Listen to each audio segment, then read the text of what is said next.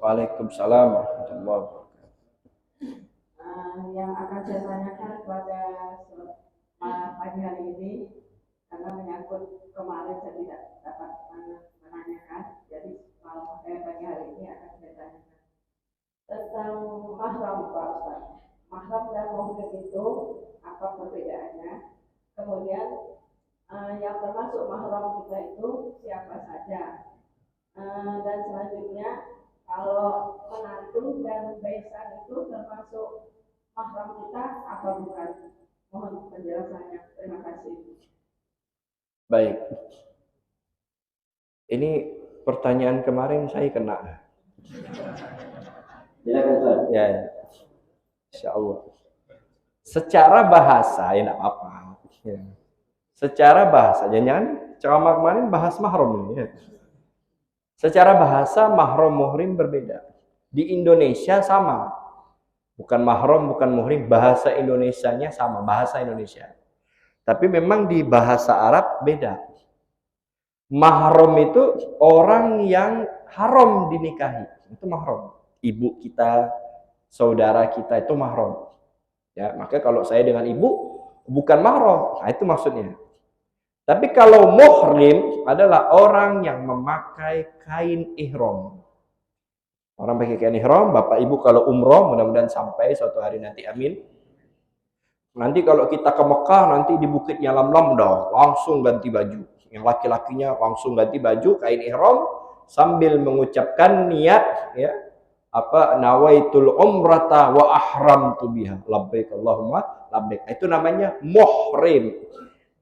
Muhrim. Saya mohon maaf, saya sedang muhrim. Orang muhrim nggak boleh pakai wangi-wangi, ya, tidak boleh menikah, tidak boleh sampai dia tahallul, atau menikahkan orang lain, atau dia nikah buat diri dia, tidak boleh. Nah, tunggu sampai tahallul atau selesai proses ibadah umrohnya, baru dia nanti lepas pakaian ihram, nah, bebas. Jadi secara bahasa Arab ada perbedaan mahram dan muhrim. Tapi di bahasa Indonesia ya sama aja. Saya perhatikan di bahasa Indonesia dan pernah juga kami cek di KBBI ya sama aja gitu, tidak ada perbedaan. Nah, cuman alangkah baiknya karena memang kedua kalimat ini adalah serapan dari bahasa Arab, ya kita kembalikan kepada fungsi awalnya, yaitu bahasa awalnya. Mahram adalah orang yang haram kita nikahi, muhrim adalah orang yang memakai kain ihram. Lalu mahram itu siapa? Mahram itu terbagi menjadi 3. Pertama, mahram karena darah.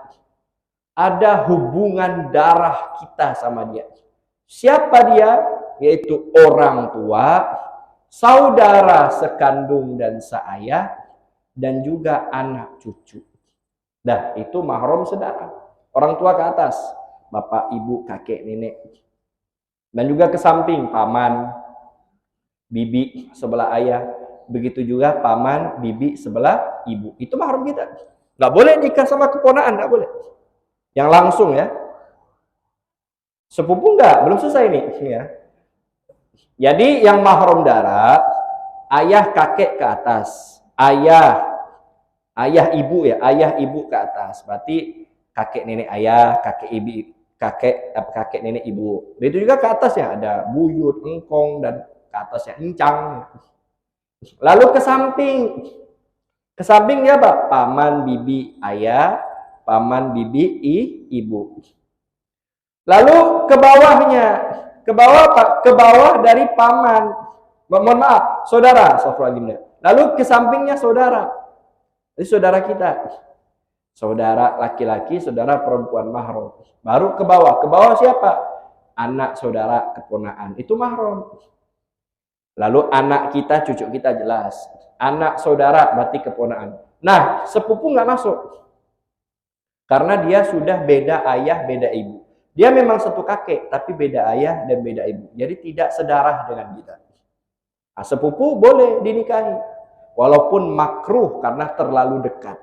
Tapi boleh. Banyak kok nikah sepupu. Nah, jadi sepupu bukan mahram. Karena dia sudah beda ayah, beda ibu, beda nasab. Walaupun kakeknya sama.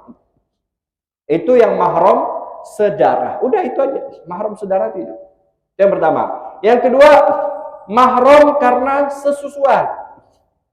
mahram susu. Jadi ada bayi disusukan sama perempuan. Apabila memenuhi syarat. Syarat pertama dari yang menyusui. Pertama, yang menyusui harus perempuan tulen.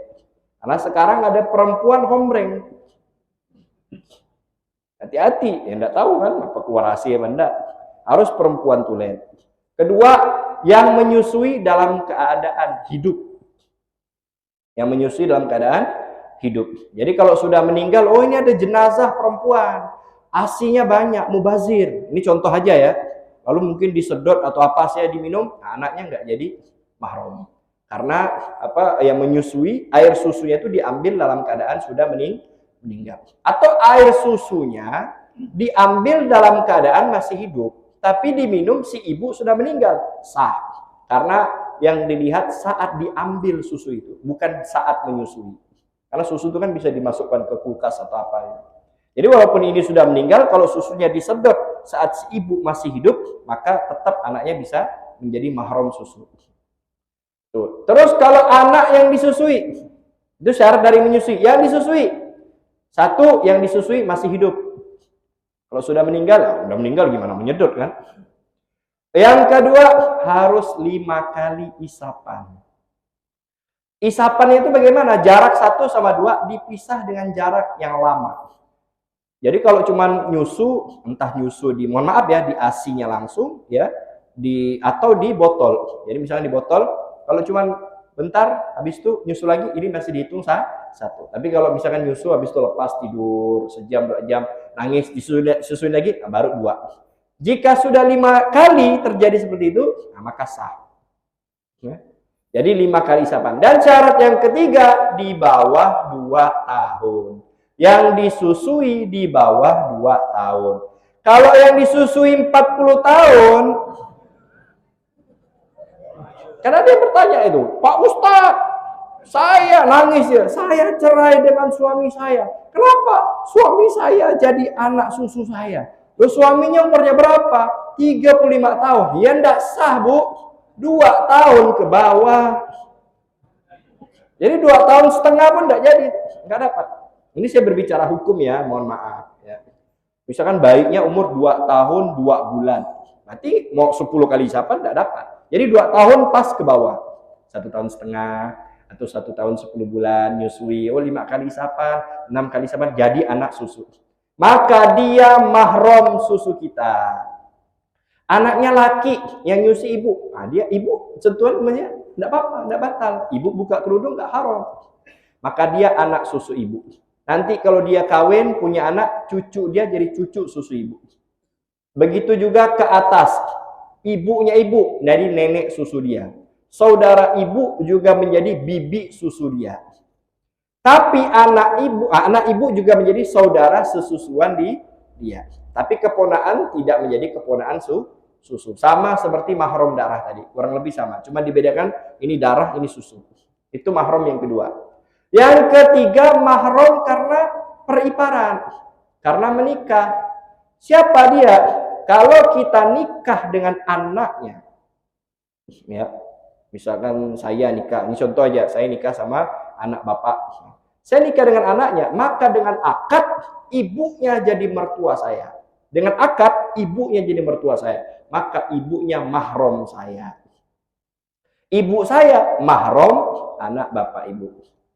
Ya, tapi besan nggak mahram. Tapi bukan berarti boleh nikah, nggak ada suaminya. Besan bukan mahram. Tapi saya sama mertua mahram, mertua sama menantu mahram dengan akad. Tapi kalau saya nikah dengan ibunya, saya nikah dengan ibunya, punya anak, maka anak ini menjadi mahram saya, berarti kan anak tiri.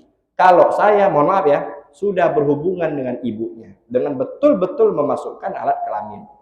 Kalau cuma bercumbu enggak.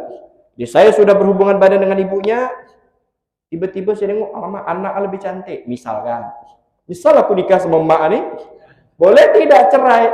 Lalu menikahi anaknya, kok cerai boleh? Tidak boleh, karena saya sudah kumpul dengan ibunya. Tapi kalau saya belum kumpul, baru saya terima nikahnya, tengok anak lebih lawa, udahlah cerai ya. Misal aku kawin sama kamu ya, dapat anak, ini contoh aja. Boleh tidak? Boleh, karena saya belum berhubungan dengan ibunya. Jadi kalau sama ibu, anaknya mahram dengan berhubungan. Kalau sama anak, maka mahramnya dengan akad. Dan itu mahramnya sampai mati selama-lamanya. Kalau sudah nikah dengan anaknya, sampai kiamat tak boleh nikah sama emaknya. Tak boleh. Karena mahram. Dengan akad itu mahram. Kalau sama ibunya, udah berhubungan belum? Kalau sudah berhubungan dengan memasukkan itu ya, maka anaknya menjadi mahram kita, anak tiri kita. Mahramnya itu doang. Saya duda, duren, nggak usah saya lah, tak enak contoh. Ada fulan duda atau duren duda keren, nikah sama janda, maka kan suami istri ya berhubungan badan, maka jadi anak mahram. Tapi si laki-laki punya anak, si perempuan juga punya anak, berarti sama-sama anak tiri bukan mahram. Jadi boleh orang tua duda nikah sama janda, anak sama-sama nikah boleh. Boleh. Jadi anak tiri nikah sama anak tiri. Anak dari si duda sama anak dari si janda nikah boleh. Jadi saling 4 kelaminannya. Lebih enak gitu. Jadi sekali ya amplop kan. Makannya 2 kali. Untuk emak, habis itu balik malam datang lagi. Itu. Ya. Ini ada pertanyaan kedua, Beb.